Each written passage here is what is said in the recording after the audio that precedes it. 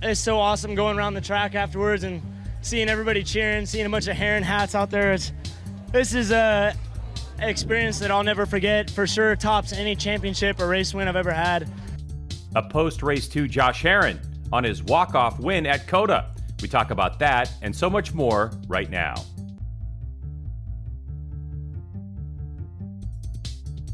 Well, welcome everyone to the Greg's Garage Pod with co-host Jason Pridmore, presented by Arai, 3 generations of the world's best helmets. To get yourself into an Arai this riding season, visit AraiAmericas.com for info on tech, fit, and pick your color. AraiAmericas.com. And now, Jason Pridmore. Hi, man. What's up, G-Dub? Oh, just recovered from that weekend, dude. It was, for MotoAmerica, for one class, it was a very long weekend for us. We were doing a lot of TV. Recovering. Is that what you call this, huh? I mean, I think we didn't get out of the track till 7:30 last night. And you drove up to Dallas. The photo you sent me of the line getting in the hotel at midnight or whatever it was grueling to me. Brutal. Mm-hmm. I ended up spending the night. I stayed in Austin for an extra night, and I was up at 4:10 this morning. And my guy Richie Alexander was sick all night, so he was snoring because he couldn't breathe. Oh, poor guy. So I didn't sleep. And but we're here. We're here, G-Dub. Yeah, we're here. Normally we record this thing on a Tuesday, sometimes even a Wednesday, and post it. But for this one, because of both our schedules, we got to get this done late Monday night. And so, Jay, let's get right into it, because what a weekend it was at COTA for MotoGP, all the classes, and for MotoAmerica. Let's just start with, I don't know, how about MotoGP? Let's talk MotoGP. Do that. First off, it's such a great event. I love the fact that so many fans are coming out. It's just a really fun event. The weather was great on Sunday. I was a little worried there Saturday morning because things always have a tendency to stick around longer. I think when you and I were riding into the track, it was like, oh, it's going to be done by 10, and bikes didn't get on track till 2 or 2:30. It seemed like a mini tornado went through that place. And I mean, I was really concerned for all the people, all the fans. There was a lot of people there, it seemed. And man, that weather was insane, but I'm glad it was good for Sunday. Yeah, it was really good for Sunday. Brought a lot of fans out and a lot of celebrities, which is always one of those little telling factors, like, oh, wait a second, MotoGP's in vogue again. Let's bring some celebrities out again. Or let's, as a celebrity, be seen at MotoGP. So I thought that was great. A lot of people stuck around to watch the MotoAmerica race, and when everything is done and dusted, to walk around the track, because they open up the track after the GP race and the MotoAmerica stuff was over. So that was good. Retiring Nicky Hayden's number, Jay, that was pretty cool. It was great to see all the Hayden family there too. It was amazing, and we got to hang a lot with Roger Hayden as well this weekend. And it's always good when you see Earl and Rose and Tommy and all the sisters, and just, yeah, I mean, it's one of those things where we always want to keep remembering Nicky, and I said to Raj in the interview I did with him, I can't remember anybody more revered than Nicky after a passing. He just touched so many people, and he'll he's a guy, he'll never, ever, ever be forgotten. So pretty cool that MotoGP retired his number. It was great to see the kid in the Moto3 class actually ask the family if he could run the actual version of Nicky's number. He's number 69 in Moto3. And I thought it was pretty cool to see him out there as well. Yeah, that was really neat. The other thing I will say about that weekend is just apologize to, any of the fans or whatever that were expecting to see us, or that caught up with us in the middle of the paddock, that were wanting to chat up, but we were, on our way to go work. It was just a lot of stuff that we were pre-producing, and interviews and all kinds of stuff. So anyone out there who got us and we had to bolt, sorry about that. Well, yeah, and what's funny is I wasn't doing much bolting. My leg was so jacked that if I was at the MotoAmerica tent or anywhere near the MotoAmerica pits and I had to be in our booth at 1:00, I had to leave by 12:15 just so I could make it there.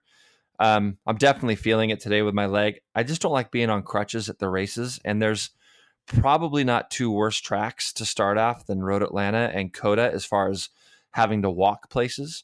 Walking up that mountain behind the pits at Atlanta to get to your car is pretty much impossible for me.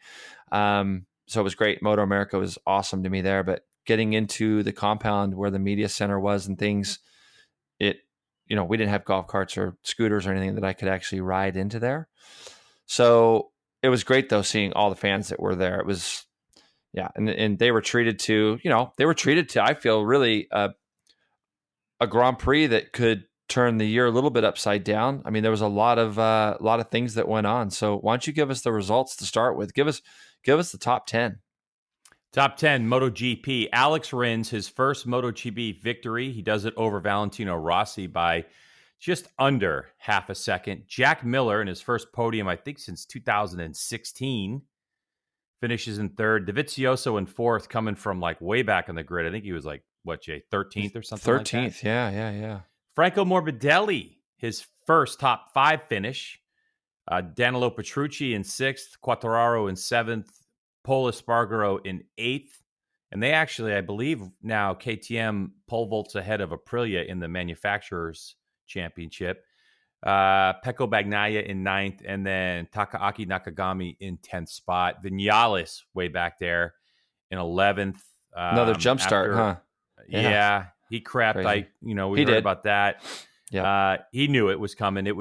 The clutch was in. He just felt that it had heated up. Like that day was kind of warm, and Iannone in 12th, Zarco 13th, Oliveira in 14th, and the last finisher, Tito Rabat, which you didn't hear are a couple of big names. Jorge Lorenzo out, technical problem. Cal Crutchlow crashed out, as did, at the time, undefeated Marc Marquez, who was gone, by the way. Yeah. And he crashed out. Undefeated at Coda, you mean, right?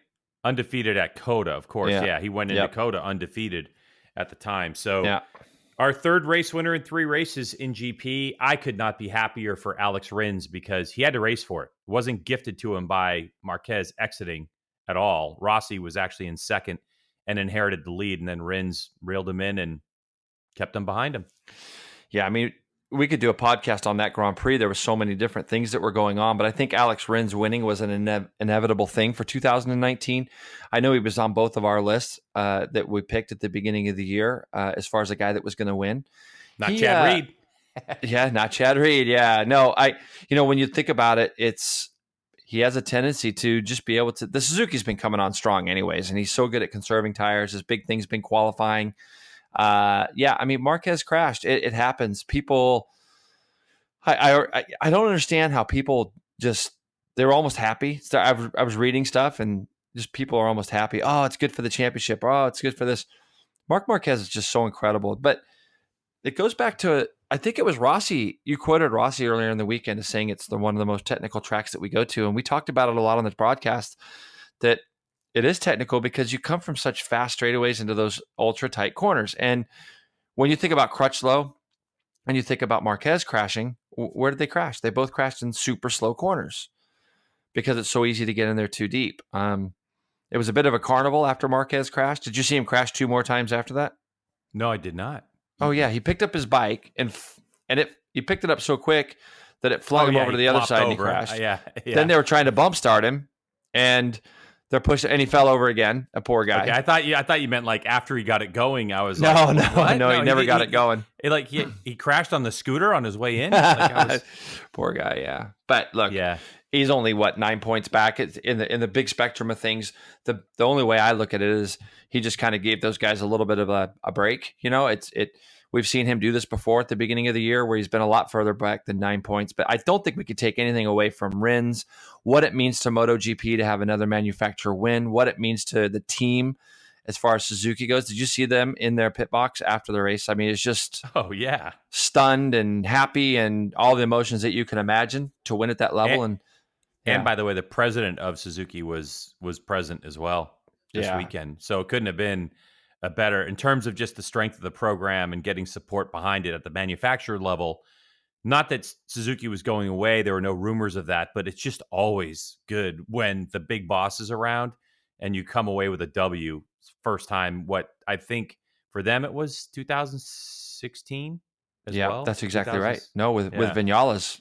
Mm-hmm. So, and Rins has just looked so good. And his teammate, Joan Mir, also had a jump start. So he was actually further up as well than where he finished. He ended up 17th, a couple places out of the points, but he had to do a ride through also, and he jumped as well. But I mean, for the team itself to see Rins do what he did, and it was really funny, Greg, because a lot of people don't know, but you and I, we couldn't really watch the race while we were there, believe it or not, because we were doing some stuff for our broadcast coming up with the MotoAmerica stuff. But I got to see like the last 5-6 laps out my window, and when I saw it was Rins and Rossi going at each other, I thought, well, there's not a loser here.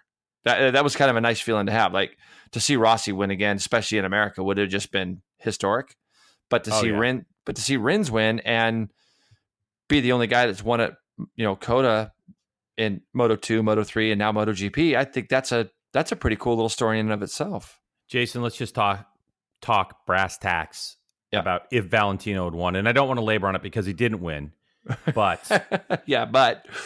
but Tiger Woods winning the Masters, unreal. Valentino Rossi, if he would have won in Texas. Yeah. And, of course, Tom Brady at his age winning the Super Bowl. I mean, come on, dude. What a year for guys your age. I was wondering what the third one was going to be, guys my age. Yeah. No.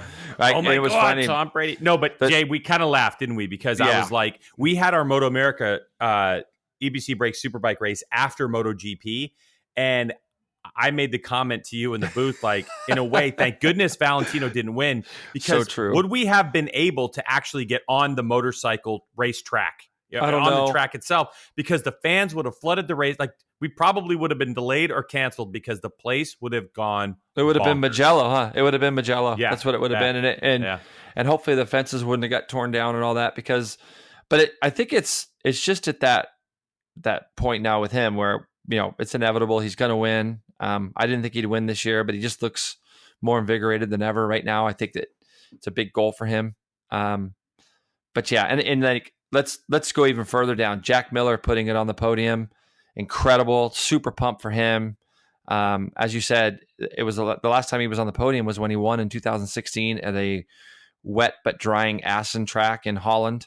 To see Jack do that, you could see how pumped he was. It was yeah. Remember, Jay, he's been riddled with injuries as well. Injuries, so that's it's a comeback for him, and he gets the new bike and he proves that he's deserving of it. Not that I never thought he was, but that's the chatter. Like, oh, why does Jack Miller get the newer bike? Just amazing. Yep, he did incredible, and he really made a couple other guys look average that are also on the Ducatis. Dovi's big problem was he qualified 13th, as you said in the opener. It's you can't do that. You can't do that and beat Marquez. You can't do that, Jason. And he only finished 1 second behind Jack Miller. So maybe that was all the Ducati had at this track. I get it. But in a way, you've kind of talked about Dovizioso being the rider that he is, and he's an amazing rider, but is he a championship rider? And it's like, there is a feeling that I think it's 9 points difference between first place and fourth place. Is that right? Yeah, at least 25. You're probably right. Oh, yeah. Wait, I think it's 25 between him 13, and Marquez. 13. Yeah, so I think it's actually like a third 25 to 13. So it's a huge swing. So it's like, if you have that opportunity, he didn't know he was going to, but you've got to put yourself in a position in a championship to maximize on a just in case Marquez is a human being, which he repeatedly said, by the way, in post-race press conferences, that he's a human being, he makes mistakes. Yeah. And he's absolutely right. I mean, yep, you're right. Yep. They looked at the data and there was no indication from what he told us. I'm talking about Marc Marquez now, that he did anything wrong. But I just think with the way that guy can ride, and that the fact that there's 19 races in this championship, and that was only race 3, that if you have any hope at all, you would have had to get that full 25 points in order to, I don't know, even put any pressure on Marquez. 9 points for Marquez at this point there's no pressure. Let's not lose sight of the fact that Dovi is leading the championship, okay? But what I'm going to say here, I can qualify, because after the first session of the weekend, I looked at the results with you when we saw it, and I said, that's the difference between Marquez and everybody else. Because if Marquez sees a checkered flag in any session, there's no way he'll be 11th at the end of that session. I can't remember the last time I saw Marquez 11th or 12th or 13th where he saw the checkered flag. And and Dovey was 11th, and he got caught out in qualifying practice 1. He went out and set a time that he thought was going to be good enough to get him into qualifying 2. So he went out on a race tire, set a time, and sat on his hands, and then watched Lorenzo and Petrucci come in, put tires on, and go quicker than him. And just like that, he goes from, possibly being on the front row or second row at worst to putting himself on his heels coming from the 4th row. Now, the fact that he was only 9.4 seconds off of the win and only a second behind Miller at the end, probably the last 4 laps, was getting caught by about a second a lap. But you got to think, if you go back and you look, how much time did Dovey lose on the first lap, second, third, 4th lap when he was trying to come through guys? He got a tremendous start. He was 6th or 7th right off the bat. But you can't give these guys that much of a break. And to your point, Greg, what would it have done to him had he been sort of 3rd or 4th and seen Marquez go out? Yeah, true. The points difference, by the way, between 1st and 4th is 12. So instead of having a 9-point lead, we'd be talking about a 21-point lead. Yeah. And it feels different, obviously. It does. 21 it points, does.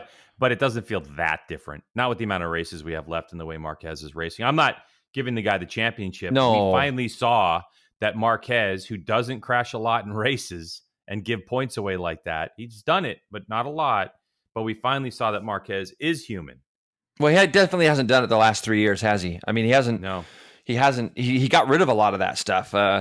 It goes on without saying that I say all the time, the guy could have won the last 6 in a row. If he would have been the same person in 16 as he was in 17 and 18, he wasn't as dominant in 16, but when he wasn't winning, he was crashing or not scoring points. So that was really the death of his season that year as far as points go. So, it's a big shakeup, and it's fun that Texas wasn't maybe the same. I had no problem with Marquez winning. I like watching the guy ride. He had a 4-second lead or 3.5-second lead when he fell. So he had the pace, and it was just such a strange crash. And but moving down, Greg, I think there's 3 guys that really stick out when you look at the next sort of 5. Franco Morbidelli, 5th place on the Petronas Yamaha, I think is an incredible result for that team. And to have their second rider, Fabio Quartararo, only sort of, a MotoGP rookie 8 seconds behind him, with Petrucci smashed in the middle of them for 5th, 6th, and 7th. I think Petrucci's going to be scratching his head, and the Petronas Yamaha team have to be elated with their results. Oh, there's no doubt. I mean, how can you not be?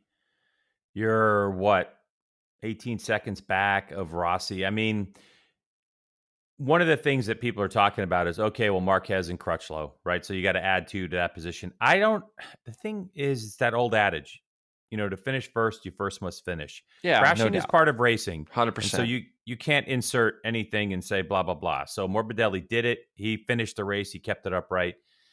I am curious to see what happens after Jerez, because normally it's around race 4 where the factory team of Vinales and Rossi are going to start getting bits and pieces and parts, and you might start to see a bit of a separation. I don't know what the plan is. That's been the normal way, but also the normal way is normally these riders on the Petronas team would have been racing 2018 version, not 2019 version. But as we know, because of their performance and the way they tested, they got bikes that are newer. So it's hard to say right now if Morbidelli is on the upswing and we're going to see this more frequently from him, or if the advances in machinery over the next couple of races or chunks of races, meaning like every 4, they get a new part, the factory bikes do, and so on and so forth. So it's going to be interesting to see. The other thing, too, is that if you're inside of Monster Energy Yamaha, the MotoGP team, Jason, who's your A rider right now? I mean, wow, that's pretty. I mean, right now, Rossi, Vinales just shows no consistency, the ability to make too many mistakes. On his day, Vinales is insanely good, incredible, but it's just like it always seems like it's something, isn't it? He got the board basically telling him he's got to ride through, and he took the penalty loop. I think he did it twice before he rolled through the pits.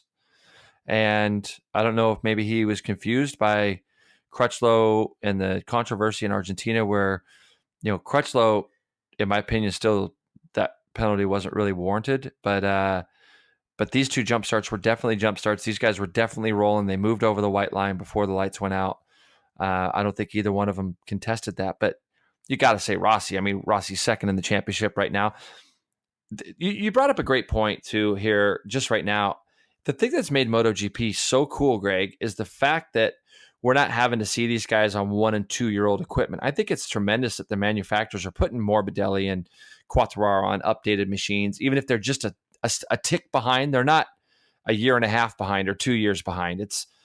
It's really done wonders for MotoGP because it's made it so competitive, and it's such a coin flip at the beginning of the weekend. I mean, what would have been the odds in Vegas this weekend of a Rins, Rossi, Miller podium? And all those guys were on 2019's. Miller primarily he's on a satellite team, but he's on a newer version bike, and I think that's what's made MotoGP so strong. Yeah, I agree. I mean, think about the advancements from when they were struggling to have people on the grid and opened it up to CRT.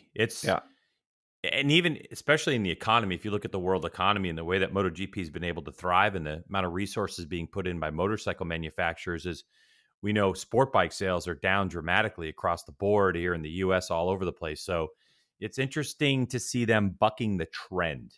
Correct. So correct. They move on to Spain. They get back to Europe where they start that stretch. And the last bit, before we move on to Moto2, is that Alex Rins was asked after the race about the strength of that Suzuki at Jerez, and he had a big smile on his face. And I think that he thinks he can win there in the dry, and that his bike is even more competitive in Spain or Jerez specifically than it is at COTA.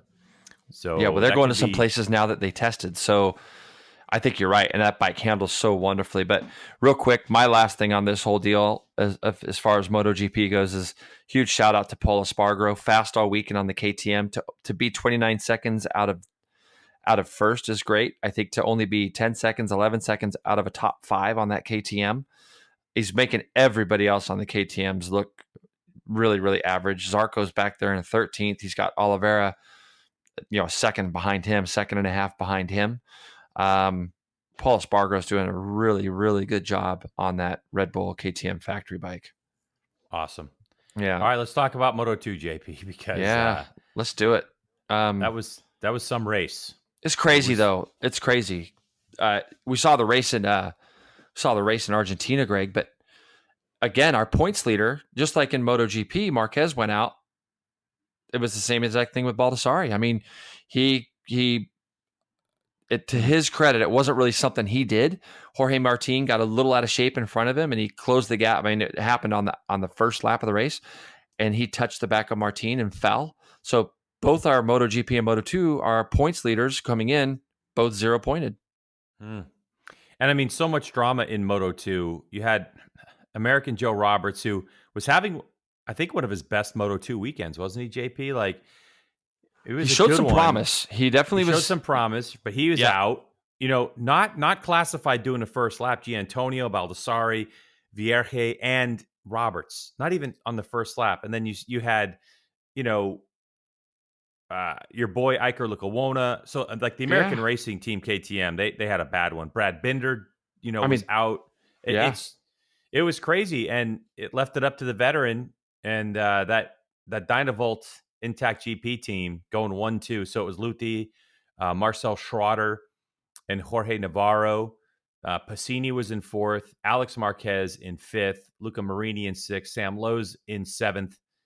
And I want to find out if you had a chance to speak with him at all this weekend, and if you had an expectation. But Corsi, Bastianini, and then Locatelli. Remy Garner, another kind of surprise coming off of the weekend he had last time, in 11th. Remy Garner was also caught up in that thing with Baldassarri, though, because when Baldassarri crashed in turn 10, which is the fast left going up over the hill, Greg, when Baldassarri fell, he had to go to the right of him to take like evasive action. And Remy had an accident. And I think that the stuff that you just talked about, Roberts, Vieira, and Di Gianantonio, they all crashed right off the start going up the hill.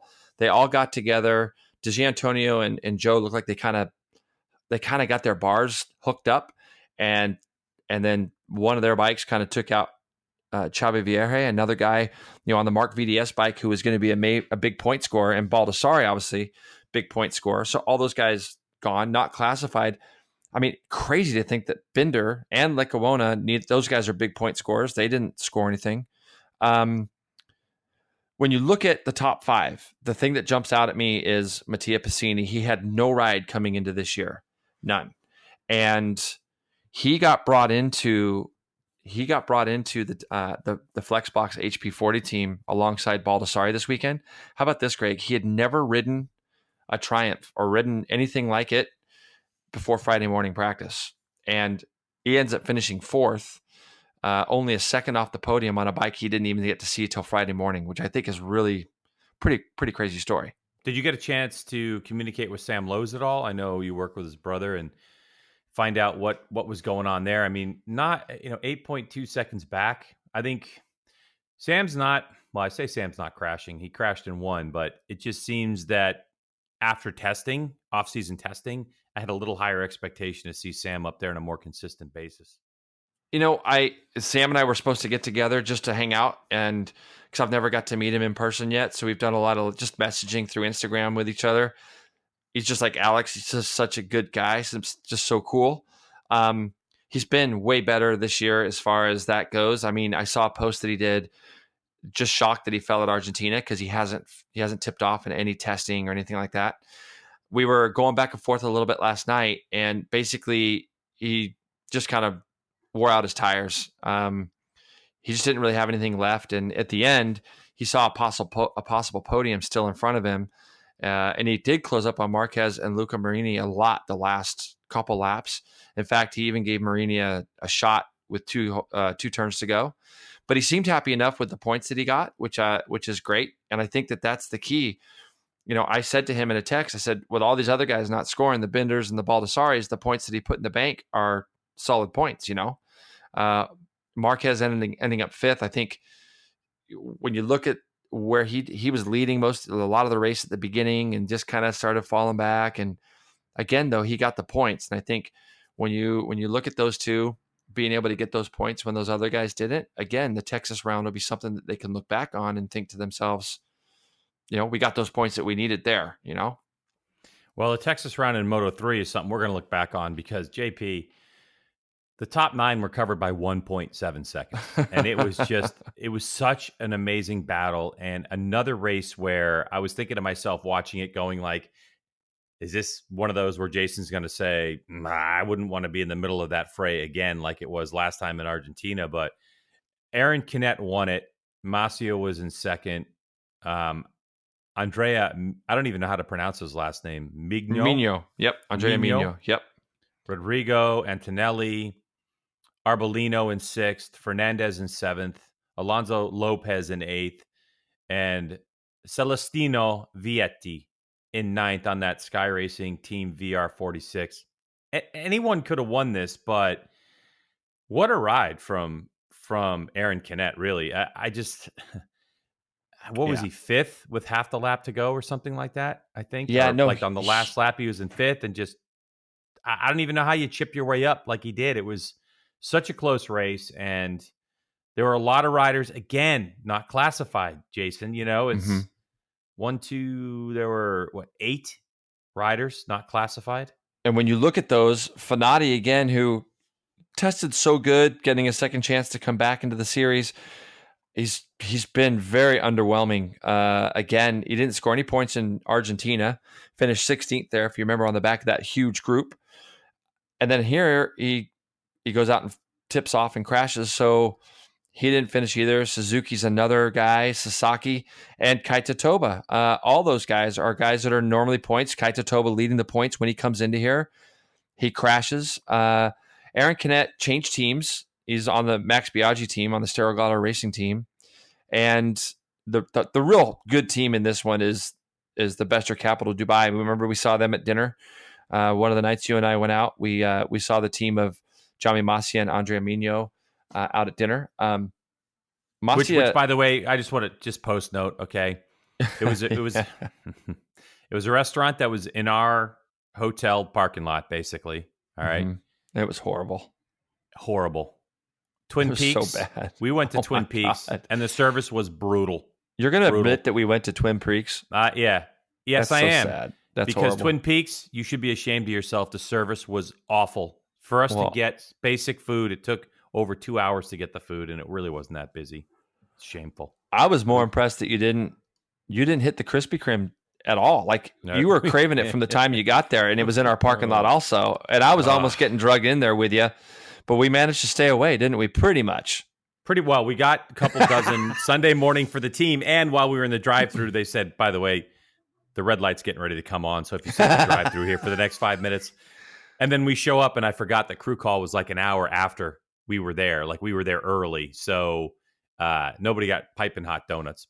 Well, some of us, maybe a couple of us, got a kind of warm donut. I mean, I had to try because of everything you said. Of course, you'd never had a Krispy Kreme before, so I had to go. You had to give try it a go. Yeah. Anyway, back to Moto3. Back Jason. to Moto3. You had a point, and we're talking about the championship ramifications. All the guys, yeah. It was crazy because we saw it in all three classes that there were some big points earners or big guys that are going to score quite a few points. That in all three classes. And again, I didn't even know this when we were doing our rundown, but Kaito Toba led the points coming in, non-finish. So all three of the guys that led the points coming in are scoring 0 at Coda. So it goes right back to being a very, very difficult track. Raul Fernandez is continuing to impress me, finishing 7th. He's a rookie this year in that class, coming from Spain. He's on a great team with the Angel Nieto team. But when you look right down, those Moto3 races, it's just a war out there. It really is.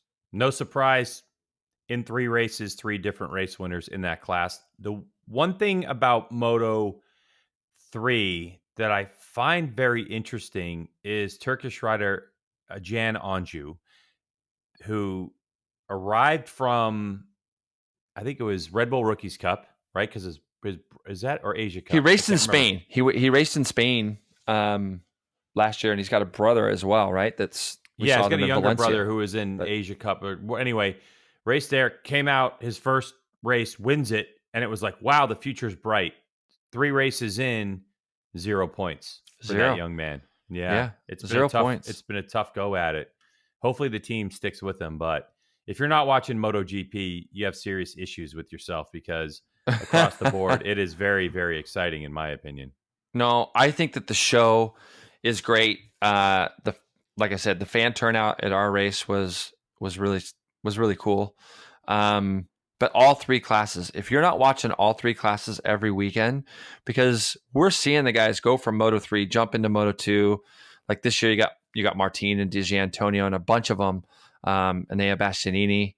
It's so cool for me because I started really watching it like maybe 2 or 3 years ago, 4 years ago. I think being in that MotoGP pool that I'm in with all my friends helped me to kind of look at the guys a little bit more. But yeah, if you're not watching all 3, you're doing yourself a disservice. You really, if time permits, you got to watch them all. It's just too good to not watch. And in the premier class, by the way, just to put a cap on this one, Dovi leads the World Championship 54, only 3 behind is Rossi. Rins is at 49 and Marquez is at 45. So at the moment, it's a scrap with there's 16 rounds left though. There's plenty of racing for you. When they're in Jerez, I think, is it a couple weeks away still, isn't it? Like, I know there's like nothing going on next week. So as far as MotoGP or World Superbike and things, but yeah, no, it was a fun weekend. I was stoked to be a part of it all. And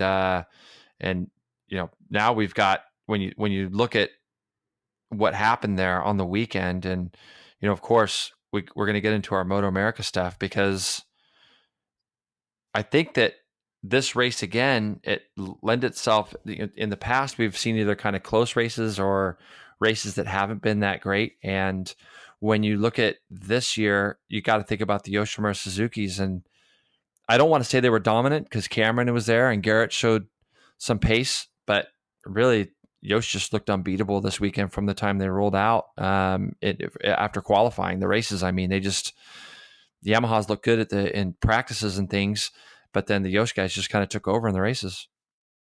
Yeah, they did. And we had 2 races which was nice. We had one Saturday, one Sunday. Saturday's race was won by Tony Elias. Sunday's race by Josh Herrin.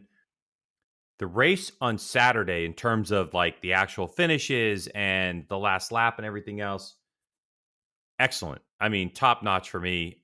And a close second is the race. I mean, if you look at the margin of victory from race to race, it doesn't really tell the story in my point of view. No. Because, yeah, I mean, it was a good race. And all right, so much to talk about. Yep.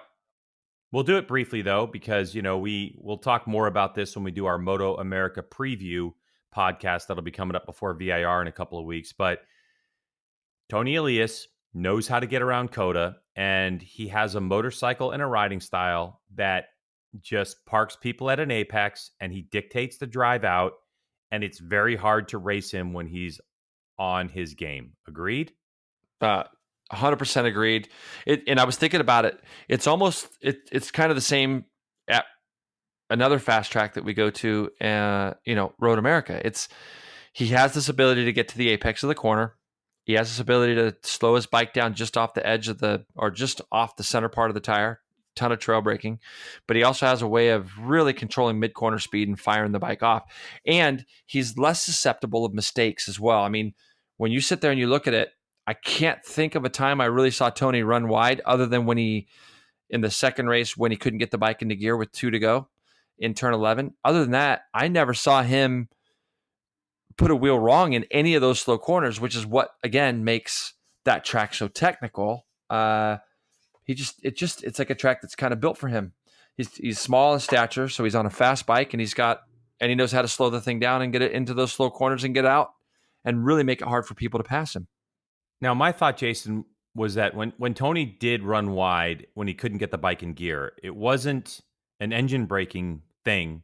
A lot of people use engine braking on a 4-stroke to help slow down when you're decelerating, like say go into a traffic light on a street bike or whatever. But we know from talking to Roger Hayden on Friday that the difference in engine braking is dramatically different. Roger's take was that Tony came from 2 strokes, and so he doesn't like as much. My thing thinking about it is there's got to be a little bit of engine braking, but it was more shifting your concentration. He must have intense concentration to be able to get the bike to go to the apex that tight, and needs that concentration for trail braking. And I think part of that was the fact that his now attention was shifting from getting to the apex to this thing's got to get in gear. And what we found out later was, quote unquote, that he had no electronics for the last 3 laps. And unfortunately for us, we were in the booth until late, hours after the race was over. So it couldn't get down like I normally would after the race to talk to people to find out what happened. Exactly what did Tony mean by electronics weren't there? Mm-hmm. Did he have traction control? Did the shifter go out? There's a lot of different electronics that affect the way the bike works, and they don't all go out. Sometimes they do, I guess, but I don't ever remember. It'd be interesting if everything failed, though, wouldn't it? Yeah, because if everything failed, then oh my aching head, Tony Elias is amazing, because he finished with under 1 second from Josh Herrin in race 2 with no electronics at all, after having ridden nothing but electronics for years. So that would be pretty astonishing. The worst part is that Don Sekakura was on my plane this morning, Greg, and it was just a couple rows in front. Obviously, I said hi, and we said hi a little bit, but I was such a zombie. You're fired.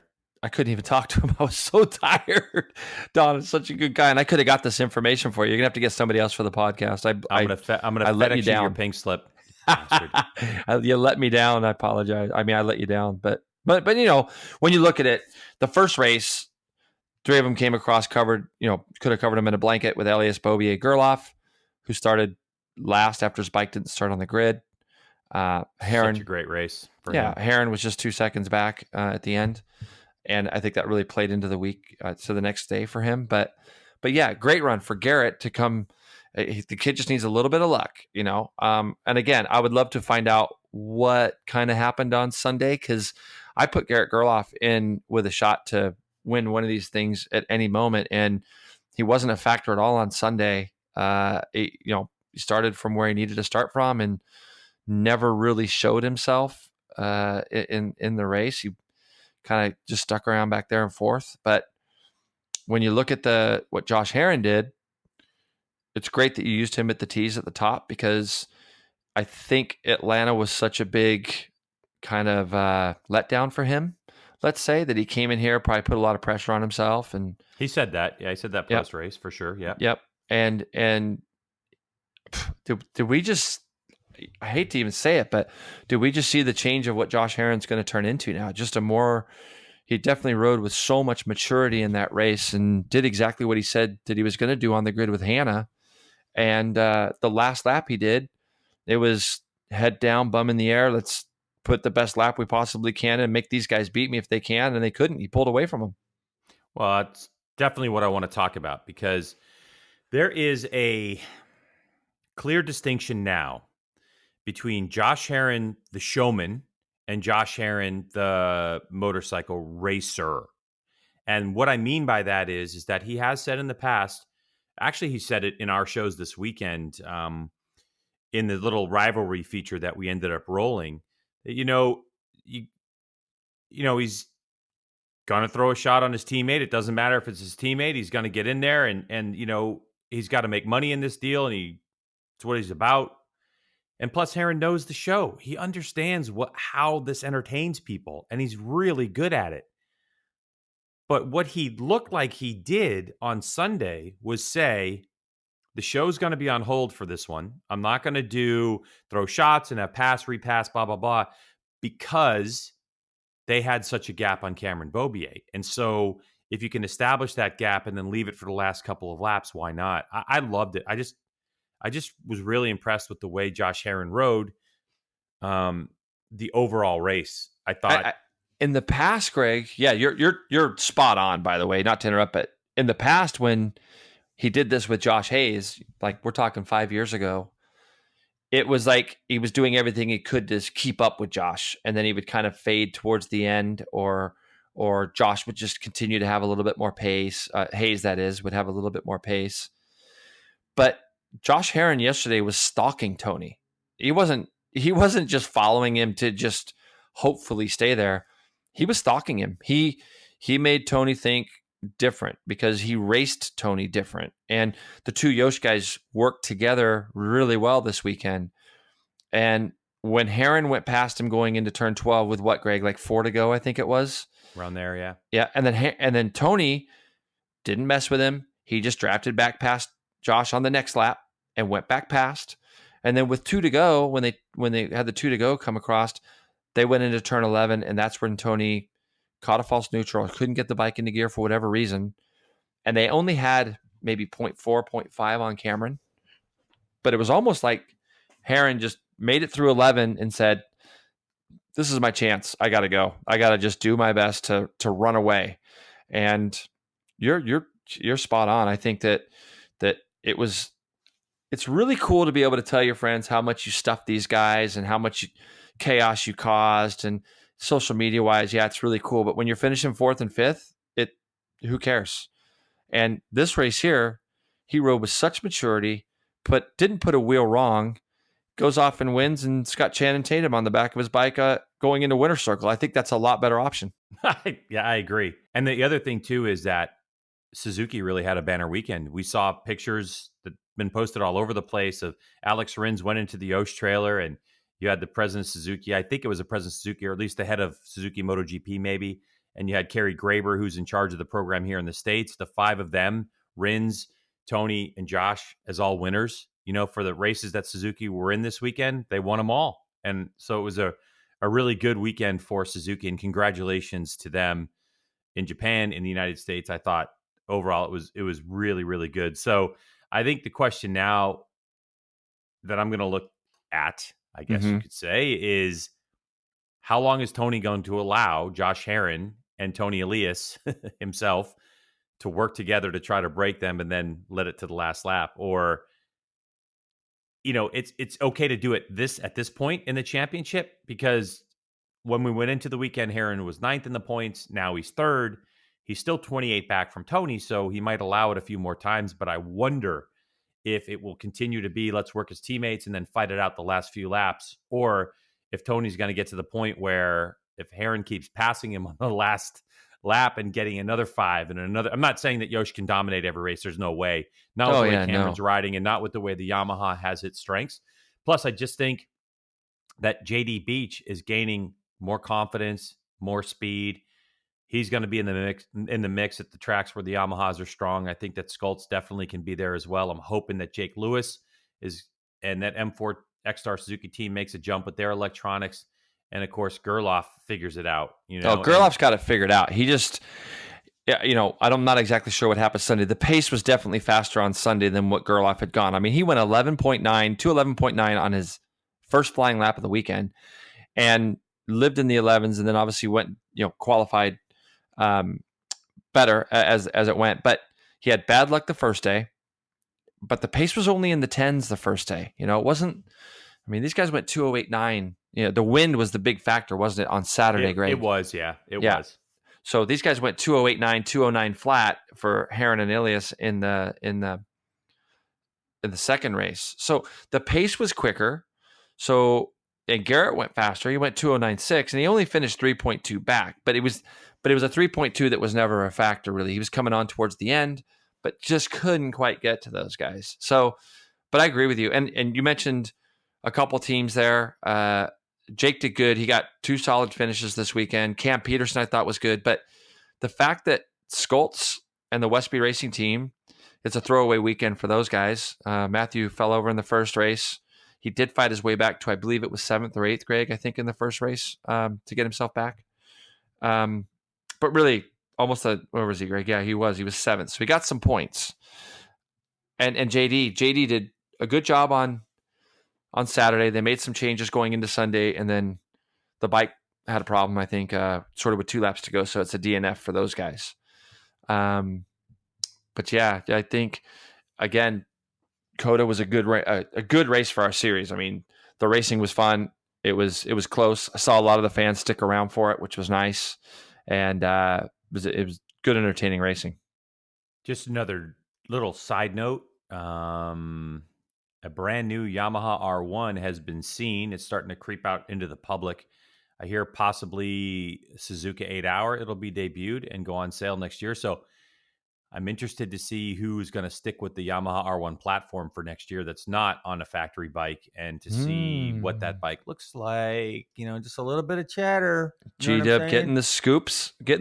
Are you? Just a little bit of chatter. I'm just saying it's a little bit of chatter. All right, so for MotoAmerica, May 5th. So we're recording this, on Monday. So we're talking about 2.5 weeks. It's a 2-day event, so don't show up on Friday if you're expecting to see bikes on track.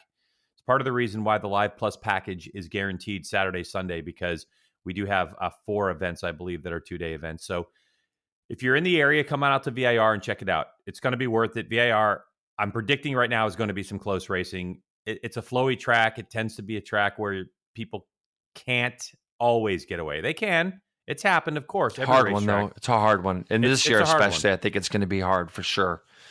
But it's kind of a Cameron track. And last year, if you remember, he just couldn't get by Tony going into turn 2 there. He just couldn't quite get by him. And because that's another one of those things, coming from a fast straightaway, Tony protects that tight line and gets in there. And I think my closing thing on the weekend is when Cameron drafted him down the back straightaway on the first race, when they got the white flag, Cameron actually led the race going into turn 12. And as he went past Tony on the left, I wonder if anything would have been different had Cameron just stayed over to the left-hand side of the track and not done anything.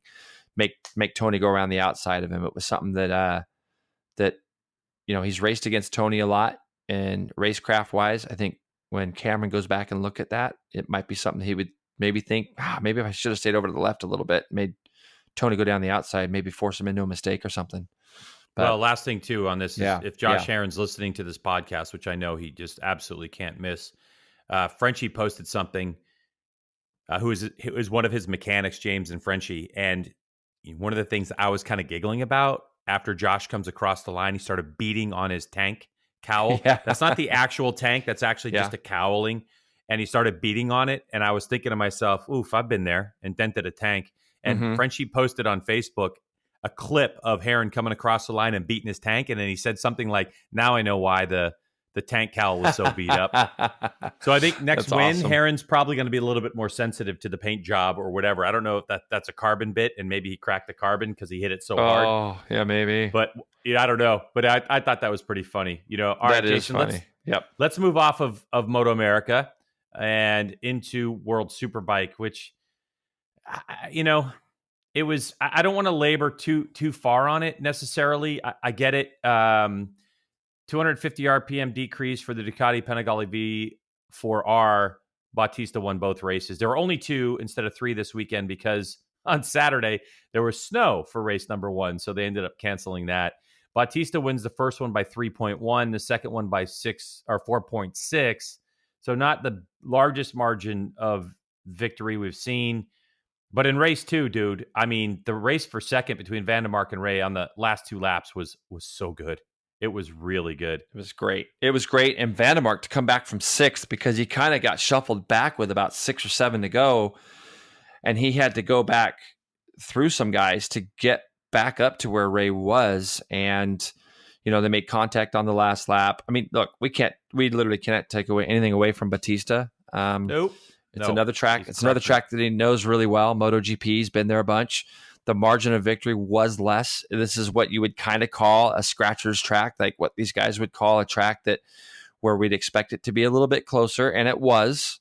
But Bautista's mid-corner to exit speed was insane. Like, it was fast. Like, you could see where he was riding the bike. I'm not going to say different, but where he has definitely found a spot where the bike works super well from apex to exit. And once he got to the lead, because the beginning of the second race was insane. Johnny Ray came from the 3rd row. He got caught out in qualifying. There was a red flag with, I think it was like a minute and a half to go, where Toprak had crashed, and I think Chianari as well, in a really fast left-hander, Greg, 2-3 corners from the end. It's fast.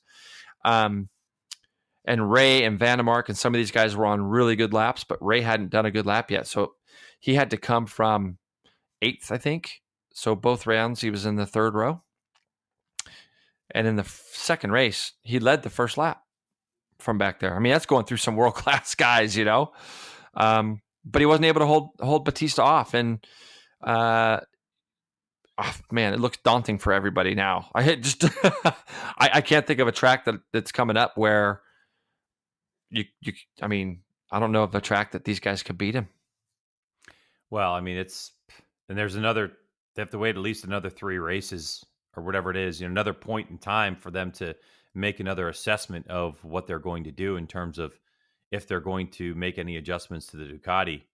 I don't know. I mean, it's unfortunately the talking point this year. I love watching Bautista ride. I think he's putting on a show. I love what Ducati's being able to do.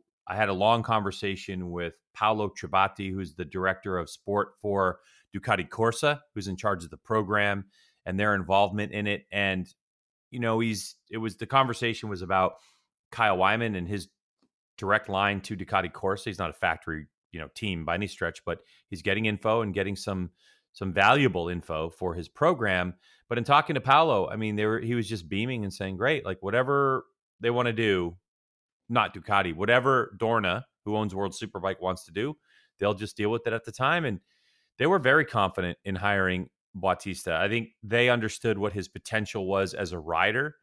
And you've said it before, no one was really talking about Bautista, but he also wasn't on, the greatest equipment. And all of a sudden he gets on great equipment and look what he's able to do. So World Superbike is World Superbike. Bautista's won them all so far, and I think it's phenomenal to watch him. I think it's interesting to see the riders behind him trying to figure out how to go faster. And I don't see Jonathan Ray throwing in the towel. I think the team's working hard to try to figure it out. In race 2, Chaz Davis was closer to the front. He was only 13.6 adrift, or really, if you look at it from, that battle for second place, which is where he at least should be, I think, in my eyes. I agree. He was 9 seconds back from that. Lowe's was 4th. So I don't know. Let's just park it there, Jay, because World Supersport, if we move on to that, was just ridiculously good, wasn't it? I mean, it's insane. Yeah, it was great. And it was good, that we had some stuff at the front where it was just more than one manufacturer as well. We saw the MV Augusta de la Rosa up there until he tipped off. We saw Lucas Mayas up there on the Cowie, which was nice. Assen is such an amazing place. You've never been to the Cathedral of Speed, have you? You've never been there? I have not, no. Yeah, it's one of those places, Greg, that when you go into the place, you could feel the history because they have a tunnel that goes underneath the track to get over to the paddock. And it has a list of names and riders that have won there and it's very historical. But it always lends itself to really good racing. I got to talk to CEO, of MotoAmerica. I got to talk to Wayne Rainey about it. The best part about those rain delays is I go try to find him and just get killer stories. And I got so many this weekend. It's so fun talking to him. But we talked about Assen and what it used to be and how amazing it was. But it always lends itself to good racing. So it wasn't a shocker that this weekend the racing was as good as it was in super sport. But like Krummenacher's really showing himself well right now as far as the guy to win, the guy that wants to win the championship. But Caricasulo, his teammate, did kind of what Heron did with Tony and followed him the entire race, just like follow, and then attacked him with about half a lap to go, left no doors open to the finish, and Caricasulo got his first victory of the season. It was Caricasulo, Krummenacher, Gradinger, Cluzel in fourth. I don't know why, Jay. I'm such a stupid person, but do you know that the podium, if you add all the letters and their last names up, they have 31 letters in their last names, the three of them, between Caricasulo, Krummenacher, and Gradinger. There you go. It's You're probably tired. the longest. Are you tired? I'm not Greg? tired. What's wrong with you right now? Yeah. There you go, everybody. Margin of victory, by the way, was 0.0. So it was not 0.032, right? Yep. Not 0.223 back to third spot. And it was a Yamaha sweep. Kawasaki was the first one in fifth spot. Danilo was 21 seconds back on a CBR 600RR Honda. I was actually really impressed with that ride that the number 95 put in on that one. I thought it was for sure a good effort coming from 14th on the grid. But if you got a chance to watch that race, the top five were all covered by 1.2 seconds. And crazy. It was amazing. I don't know how many times you watched the last lap. I ended up watching it like 3 times just because I thought it was awesome. But I think it was 2 or 3 corners from the end. Caricasulo was on a transition apex of a corner and gassed it. And dude, that bike went sideways on acceleration. He nearly crashed his brains out, and it just snapped right back into place. And I thought, initially when I saw it, I was looking right at his bike and the thing snapped sideways and my heart sank just for that one moment. And for him, it was probably. Like, you know what I mean? And it was, that's how hard he was pushing. So great ride by Caricasulo to just finish it off. And he needed to do that because he's had a couple rounds where he thought he should win, and his teammates come through like at Aragon and things. And Gradinger gets his first podium ever ahead of Cluzel, which is somewhat of an upset because Cluzel's right there in the championship as well. But Greg, you say that about the bike going sideways last lap, this and that. I don't know if there's anything cooler out there in the world. I mean, as far as the sport goes. It was the same way in World Superbike. Those guys, the last 5 or 6 laps, were loose everywhere. And it's not like they're coming out of slow corners and the thing's sliding. They're in third and fourth gear corners going around the back there at Assen, the rights that kind of lead you back towards pit lane. Those are like third, fourth gear corners. And these guys from the apex out, the bikes are just spinning. And I just think that that's what sets our sport aside to anything else. And the super sport guys are no different. They're pushing that hard. And it's cool that you would go back and watch the last lap 2 or 3 times just because of that, right? Yeah. I mean, well, that so and cool. Just the whole lap, it was just so good. I just love racing. It's good. And by the way, the Vandermark beat Ray by 0.0.018. So I don't know what is that, 18 thousandths of a second. I mean, that's how good that race was to the flag. For second place, I get it.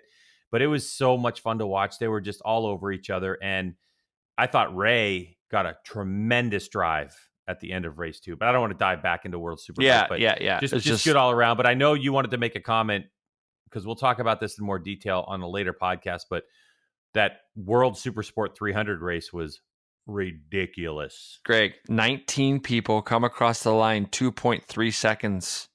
So you think about it. Say that again, please. There's 19 riders, right? And 2.3 covers first to 19th. Now, what would really piss me off about that is I ride my berries off to be 2.3 behind the winner. I don't get a point. Not a point. Not a point. I don't get a point. You were 4 positions out of getting a point. I don't care. I'm 2.3 off the win. I don't get a point. I deserve something. I hope they handed those last 3 or 4 guys a participation trophy or something because they were part of the action. You know, you deserve to get your berries back. Is what you deserve to get. I hope I get them back. I mean, that is kind of racing that is just amazing. Gonzalez, Daru, Jonig are the top 3. We won't go into too much more detail. Anna Karaska, she gets 8th, which is, I mean, she was 0.7 off the win. She finished 8th. Insane. That racing again. If you get a chance to watch it, you have to. I mean, I buy the package. Can you imagine? You're in an elevator. You know what I mean? Yeah. You're going, how'd the race go? I finished 1.3 seconds behind the leader. How'd that go? I was 14th. Exactly. You'd be so pissed off. You stink. Yeah, I know, right? I mean, what are you going to do? What are you going to go back and tell your team? I mean, what can you tell them? Like, oh, well, the bike didn't do this very well. Otherwise, I would have been 2.2 off the win instead of 2.3. You know, that's just shuffle. That's you getting mixed up in the shuffle. It's like Daytona, right? Yeah.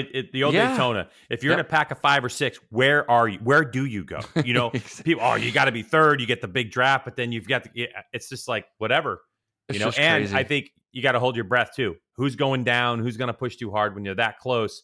That could have been a bowling ball effect and cleaned everyone out. And so it's good to see the racing the way it was for sure. Yeah, and it's so hard to strategize that when you're trying to attack and being attacked by that many people. It's very, very hard to plan something. I think once you get to the front, you got to try your best to just continue to stay there because it's just so easy to open up yourself to something bad. But it's like it was such a great weekend for racing. It was a frustrating weekend for me and you because we didn't really get to watch a lot of it. So we were watching all of it today, and that's what we do. I know when I got home, the first thing I did, Greg, literally I got home, fired up my computer and watched everything. I even watched all the Moto2 GP and Moto3 again. Even though we were there, I watched it all. And then I did the same thing with all the World Superbike and 600 and all that. So anyways, it's a great weekend, and I'm going to be looking forward to sleeping tonight. But before I go to sleep, yeah, why don't you give us the rundown here of old Supercross Saturday night?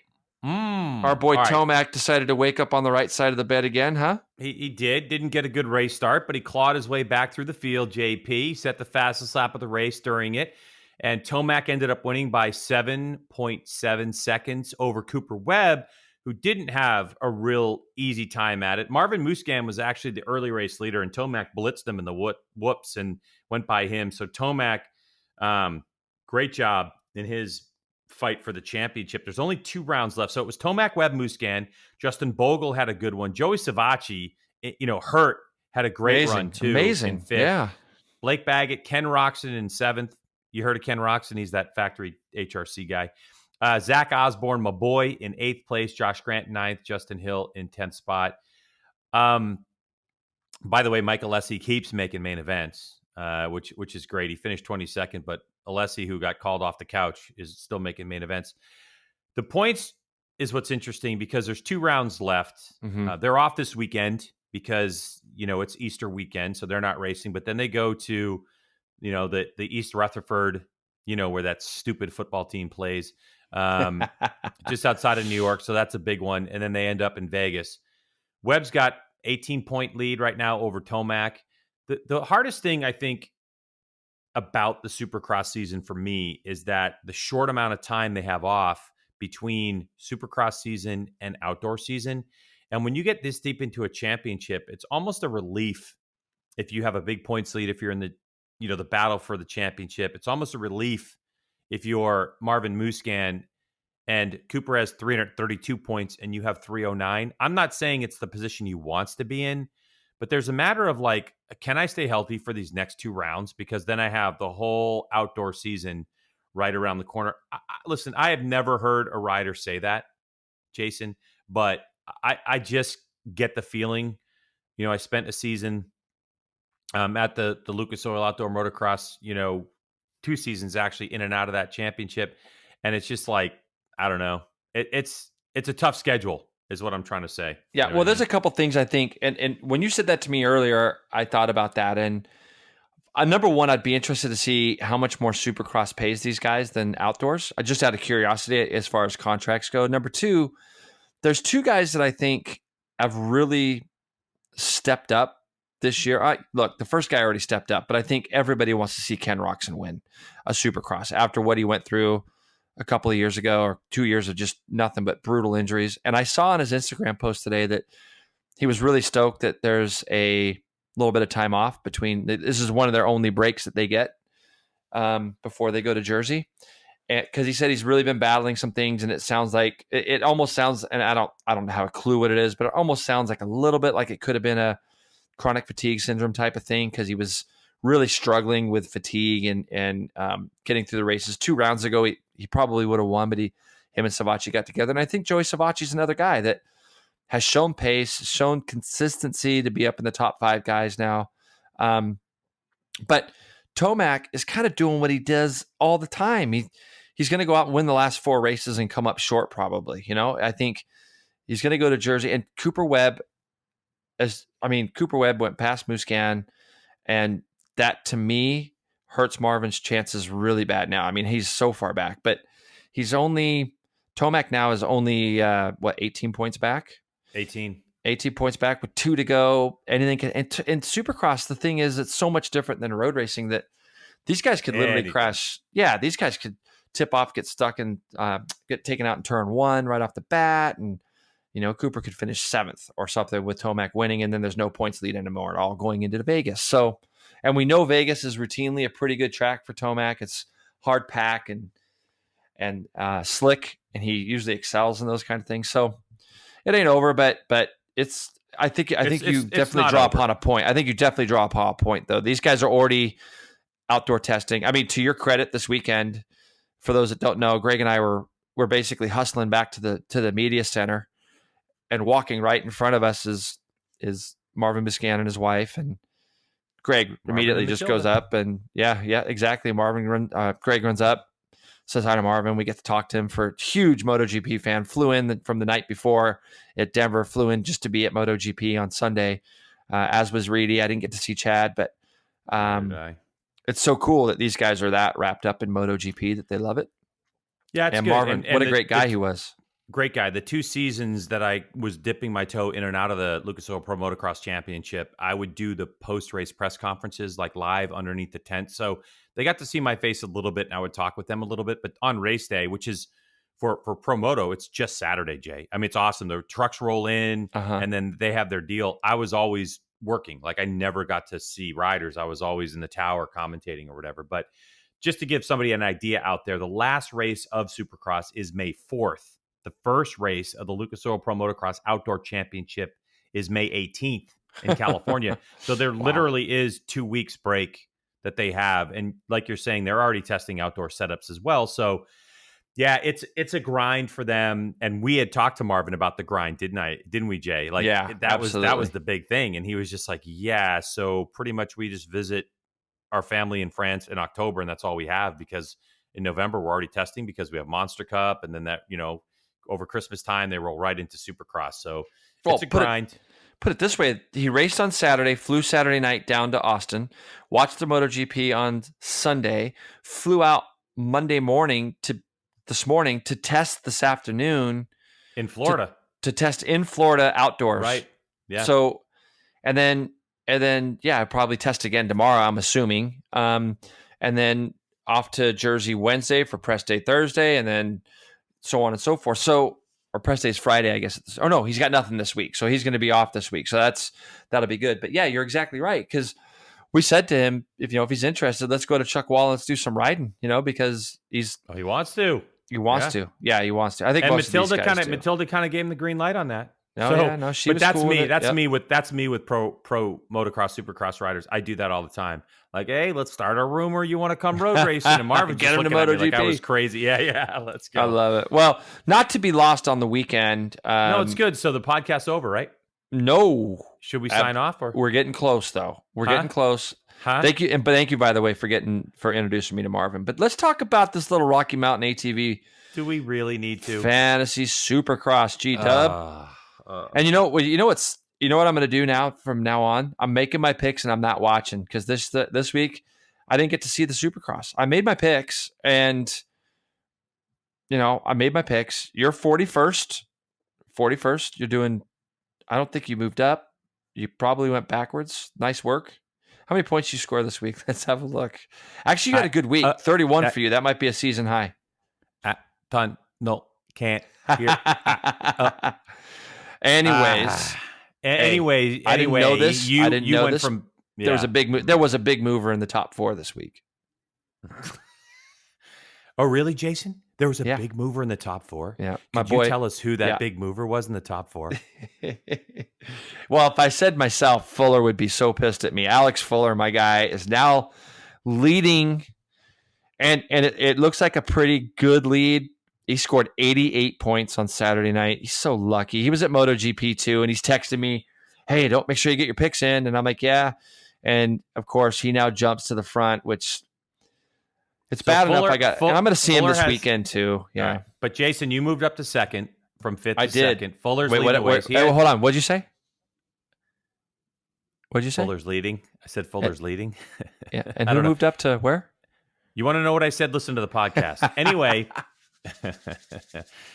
Carolyn Olsen, Viking 43, took a nosedive. Smoked her. She's now 51 points behind off of her whopping 36. Like I'm the judge of this. Fuller with 88. You had 70, I believe. Now I'm gonna roll down here just a smidge. All right, I'm going down. Up there's Sea Dog, Corey Alexander in lucky 13. As I'm going, Aussie Dave is in 17th spot. Oh, MotoAmerica Chuck 19th. There's BG Dub, Travis Becker in 25th spot with 447 points, which I'm going to have to pay. I'm gladly pay. I have 330. I'm just trying to see if I'm in striking distance. Oh yeah, you're done. All I got to do is I have 2 races. If I can win 266 points. If you can get 266 points the next 2, you got a shot. 2 rounds of 133. It's passable. Okay, it's passable.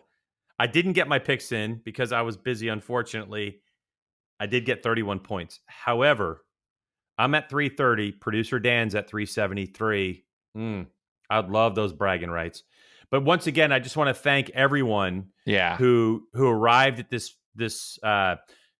rmfantasysx.com group who joined late.